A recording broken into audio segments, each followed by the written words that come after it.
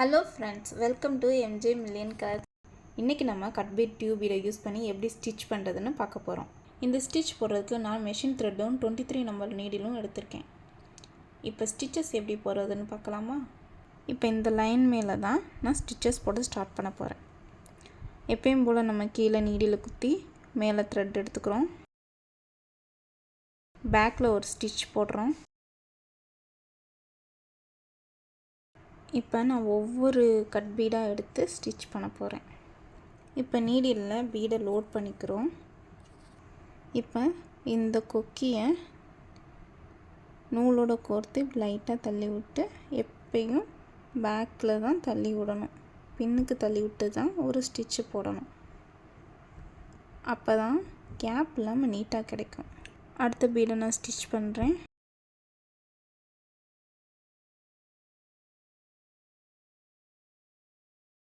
எப்பயுமே cut பீடோ tube பீடோ use பண்ணும்போது நம்ம கொஞ்சம் கேர்ஃபுல்லாக தான் ஹேண்டில் பண்ணணும். ஏன்னா இங்கே கட் பீடில் கொஞ்சம் ஷார்ப் எட்ஜஸ்லாம் இருக்கும். ஸோ அது இந்த த்ரெட்டு ரொம்ப மெலிசாக இருக்கனால கட்டாக்கி விட்டுரும். அப்போ நம்ம இப்போ பாதிலே போட்டுட்டு இருக்கும்போது கட் ஆகிடுச்சுன்னா நம்ம போட்டது கொஞ்சம் வேஸ்ட்டாக போயிடும். ஸோ கொஞ்சம் பொறுமையாகவே ஹேண்டில் பண்ணுங்கள். இந்த மாதிரி ஒவ்வொரு பீடாக எடுத்து நம்ம ஸ்டிச்சஸ் போடுறோம்.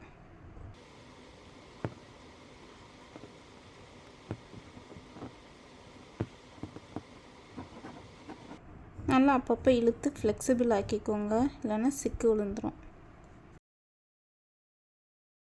பிகினராக இருக்கவங்க இந்த மாதிரி லைன் ட்ரா பண்ணி வரைஞ்சி பழகுங்க. ப்ராக்டிஸ் பண்ண உங்களுக்கு இந்த லைன் தேவைப்படாது, ஈஸியாகவே போட்டு ஆரம்பிச்சிருவீங்க.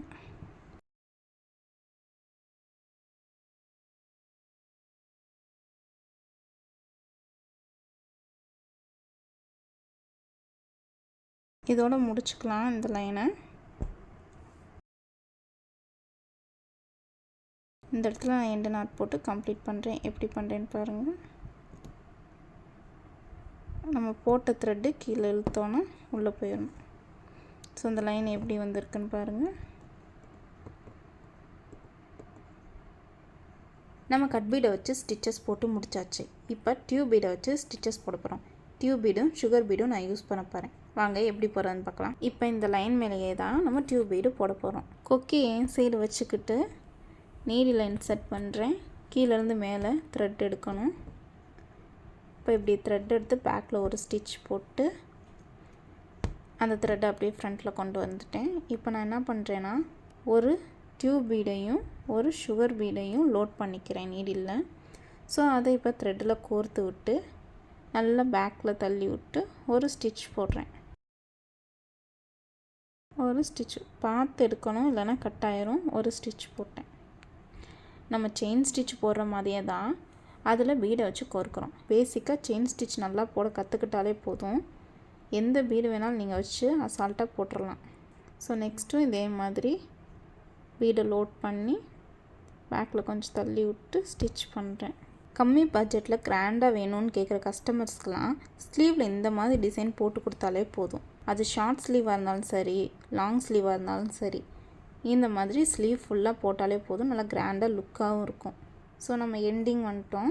சுகர் பீட் ஒன்று வச்சு எண்டு நாட் போட்டு இந்த லைனை நான் இப்போ கம்ப்ளீட் பண்ண போகிறேன்.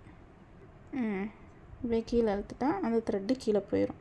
சப்போஸ் உங்களுக்கு த்ரெட்டு கீழே போகாமல் இப்படியே மேலே நின்றாலும் ஒன்றும் ஒரி பண்ணிக்க வேணாம். அந்த இடத்துல இன்னொரு லூப் எடுத்து எண்டு நாட் போட்டுக்கோங்க. த்ரெட் உள்ளே போயிடும். த்ரெட் அசிங்கமாக தெரியுதுன்னு சொல்லிலாம் ஒரி பண்ணாதீங்க. ஸோ இப்போ டியூப் பீடை வச்சு ஒரு லைன் போட்டு முடிச்சாச்சு.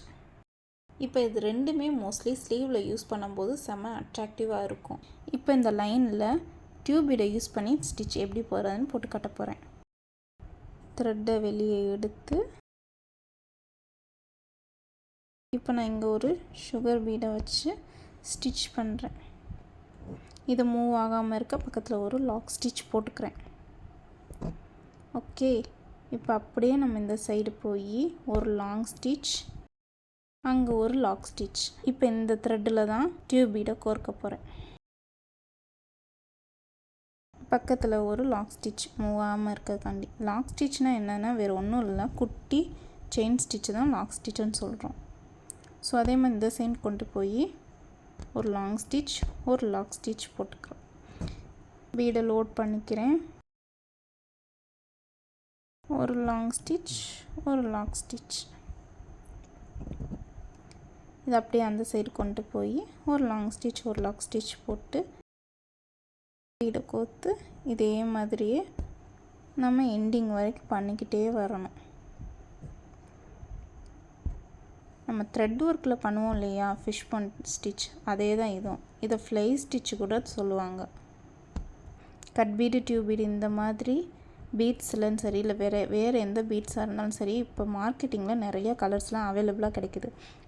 உங்களுக்கு ப்ளவுஸ்க்கு எந்த கலர் அட்ராக்ஷனாக இருக்கும், இல்லை மேட்சாக இருக்கும், அந்த மாதிரி பார்த்து சூஸ் பண்ணி போடுங்க. அவ்வளோதான். இதே மாதிரி இந்த சைடு அந்த சைடு மாறி மாறி வச்சு நம்ம ஸ்டிச் பண்ணால் போதும்.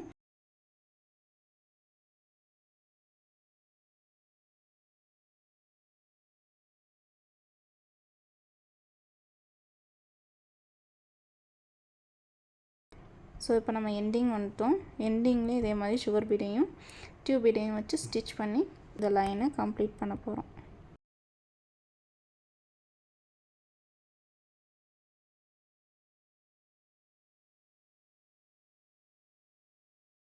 வீட்டிலேருந்தே ஆரி ஒர்க் பழகிற பிகினர்ஸ்க்கெலாம் இந்த வீடியோ யூஸ்ஃபுல்லாக இருக்கும்னு நினைக்கிறேன். அதே மாதிரி ஆரி ஒர்க் பழகணும்னு நினைக்கிற உங்கள் ஃப்ரெண்ட்ஸுக்கும் ஃபேமிலிஸ்க்கும் இதை ஷேர் பண்ணுங்கள். தேங்க்யூ.